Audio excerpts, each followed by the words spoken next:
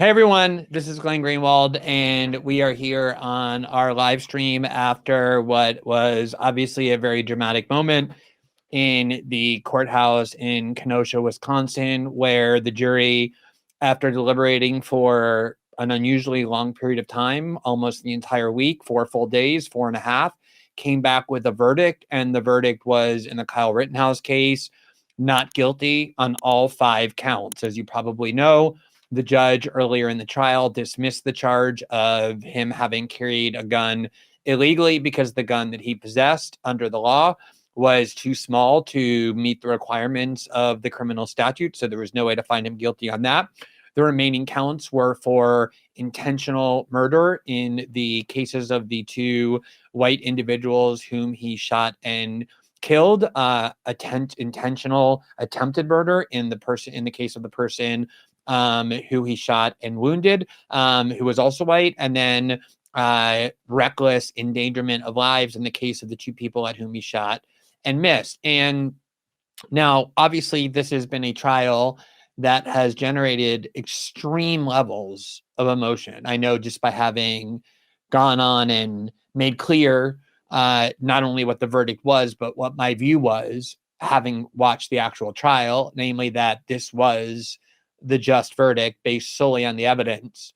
The amount of both ecstasy on the one hand from people who were hoping for an acquittal, but also the amount of contempt and hatred and rage and indignation aimed at me and lots of other people for those who were hoping for a conviction was far more intense than the normal trial, criminal trial, or civil trial would generate. And there's reasons for that I think are very disturbing, particularly the fact that the narrative that has been constructed by the national media around this case almost from the start was not just completely fictitious and unrelated to the evidence, but was designed to be as inflammatory as possible. From the very beginning, the narrative was that this 17-year-old white kid who was a white supremacist terrorist crossed state lines in order to go somewhere implied that he had nothing to do with, when in fact it was a community, Kenosha, Wisconsin, right over the border where he lived, that he had substantial ties to, where he had worked, where his parents had lived, where his relatives had lived, where he had spent the day, where his friends lived, that he had a lot of connections to. Crossing state lines was this technicality that happens when you live on the border, not some nefarious act, but they would stress that he crossed state lines as though he was looking to a neighborhood or a community in which he had no involvement or to which he had no connection, and he just indiscriminately shot whoever he could find. That was absolutely the narrative. You can find viral tweets from members of Congress like Ayanna Pressley the day that it happened, the next day. Obviously, there's no way in a complex situation like that with lots of shooting going on to know the truth so definitively, and yet they didn't care. They asserted the truth as though they knew exactly what happened. And what they claimed what happened was that a white supremacist terrorist had gone and indiscriminately murdered people, a 17-year-old white kid. And this narrative was carried through with so much united force by the media. And it was so deliberate. News outlets that always tell you what the victim of the race of the victim is. If there's a police shooting and the victim is black, or there's a political fight and someone gets injured and the victim is a racial minority or is LGBT or is Asian or anything else, the media will highlight that and stress that to racialize the narrative as much as possible. In this case, the media hid, barely mentioned. I mean, you can find some accounts buried in it, but many news articles, long news articles, would go out of their way not to mention the fact that the 3 people that Kyle Rittenhouse shot were all white. Because obviously that is contrary to their narrative. It's an important journalistic fact if you're going to racialize the event by claiming that this was a white supremacist. It's kind of relevant if he's engaged in white supremacist terrorism, that he goes to a place where there's people of every race, including many, many black people, and the people that he shoots are only white.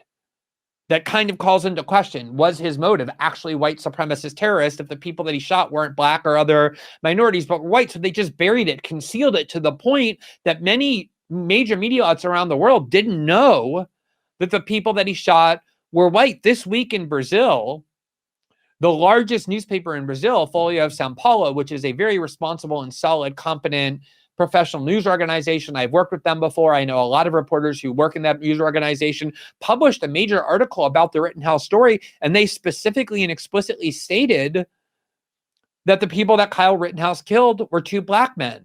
The headline of the story was "White Youth Who Shot and Killed Two Black Men on Trial." They didn't know that they were lying. They got that from the U.S. media. That was the impression the U.S. media deliberately created. And so there are millions of people indignant that Kyle Rittenhouse was acquitted, not because they evaluated the evidence at the trial. Many of them, I would bet you most of them, the vast, vast majority of them, did not watch much of the trial or any of the trial at all. They don't see this as a case where the state has the responsibility to prove guilt beyond a reasonable doubt before sending an 18-year-old person, a citizen, to prison for the next 3 decades or 4 decades of the rest of his life as just a criminal matter where the state has a constitutional burden that has to meet before they don't care about any of that, which is why they have such strong opinions about it despite having not watched the trial. They see this as just a proxy for a political war. Now, from the very beginning, the idea that Kyle Rittenhouse is a white supremacist never had any evidentiary basis.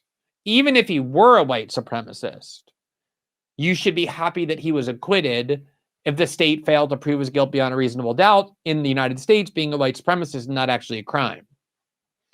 But obviously, calling him a white supremacist primed the public to view this with a kind of violent impulse that this was a question of whether or not white supremacists have a right to murder, which obviously after the wake of George Floyd is an extremely volatile question if you create around this trial. And the evidence that he was a white supremacist consisted of nothing valid. But if you say to media figures who called him a white supremacist, how is it that you can justify having done that? They will point to the following evidence. Number one, he was a gun enthusiast. Number two, he seemed to have an affinity for the police. He wanted to go work for the police. He had posted slogans, pro-police slogans like Blue Lives Matter. And number three, he had posted positive.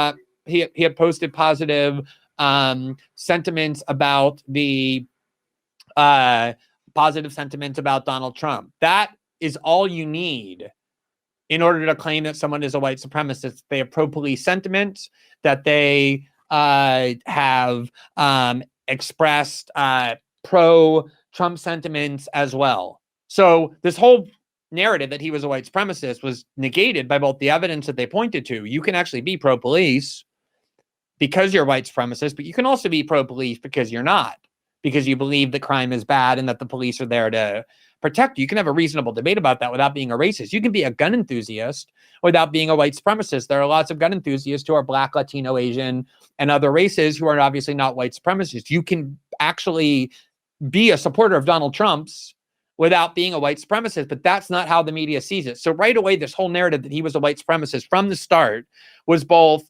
incredibly baseless, but remarkably inflammatory. And I personally, maybe it's because I worked in the justice system as a lawyer for more than a decade, I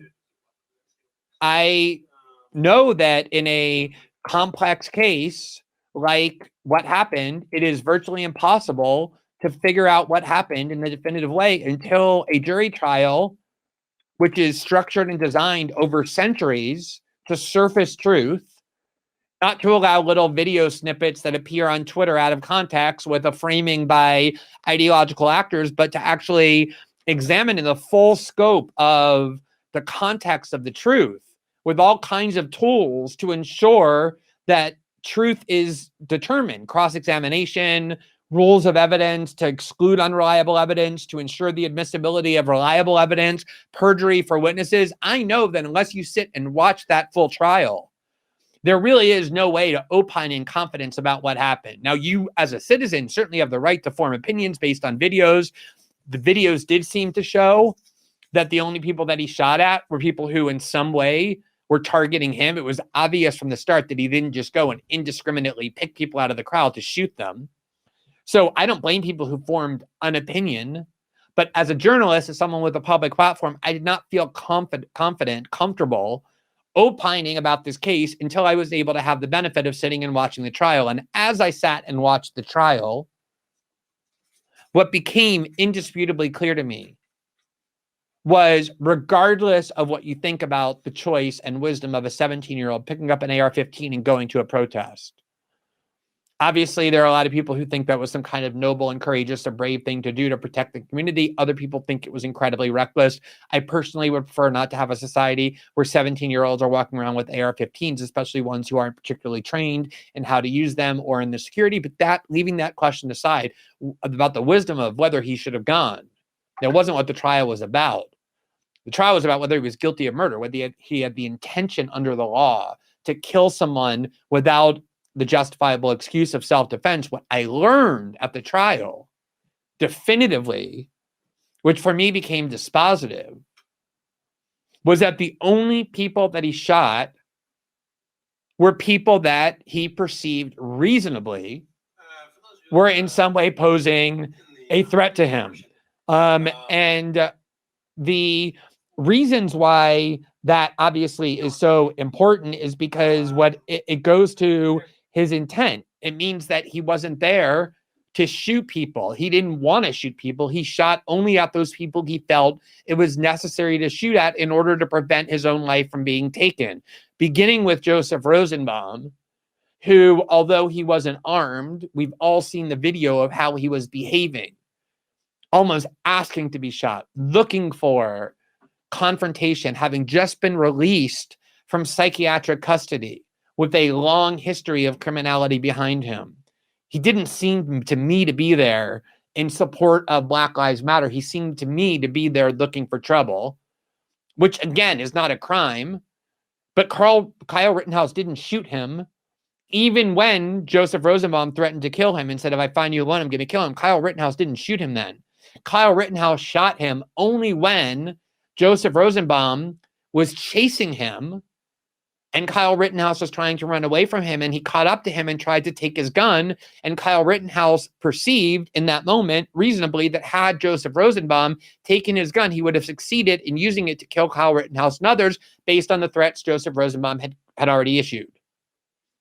Once that happened, once Kyle Rittenhouse shot the person who had threatened to kill him, who chased him, who tried to take his gun, that changed everything. That meant that other people who might have had good intentions, or maybe they didn't, perceived that Kyle Rittenhouse was an active shooter. And they then decided that they were going to try and stop him, maybe because they wanted to be heroes, maybe out of benevolent intentions to protect other people. But in order to do that, they threatened him as well. One hit him over the head with a skateboard twice. There was just a case this week where an activist died at a protest because another activist on the other side beat him over the head with a skateboard that can actually kill you. And then the person that he wounded actually took out a gun, and he testified that at first he put up his hands like this. And when he put up his hands like that, Kyle Rittenhouse did not shoot. It was only once, according to his own testimony, he then aimed the gun at Kyle Rittenhouse. Did Kyle Rittenhouse shoot him, believing that he was about to be shot? So it is a tragedy, a genuine tragedy, that we are now incapable as a society of watching a trial and judging based on the evidence whether or not someone should be convicted of murder, and have the state do to them the most drastic thing a state can do to a citizen, which is deprive them of their liberty, let alone for decades or the rest of their lives. The only thing a state can do to a person worse than that is kill them, which happens with a guilty verdict or through the illegal use of force. It is a disgrace, a shame, a tragedy that I know that I cannot go and opine about my assessment of the evidence, having spent hours watching this trial, without many, many people accusing me of or believing that I really didn't assess the evidence, that I'm only defending the justness of the verdict, the acquittal, because I sympathize with or am a supporter of white supremacy, which apparently they believe is Kyle Rittenhouse's ideology. It is horrific that we're at the point where what used to be commonplace that we all believe that the state shouldn't imprison people unless they prove their guilt by a reasonable doubt is something that is now not even part of this discourse in any way. It's simply two sides of a political war, and you believe in acquittal or conviction based on which side you choose. And if you choose acquittal, it means you're choosing the side of right-wing extremism and white supremacy. And people cannot get past that political prism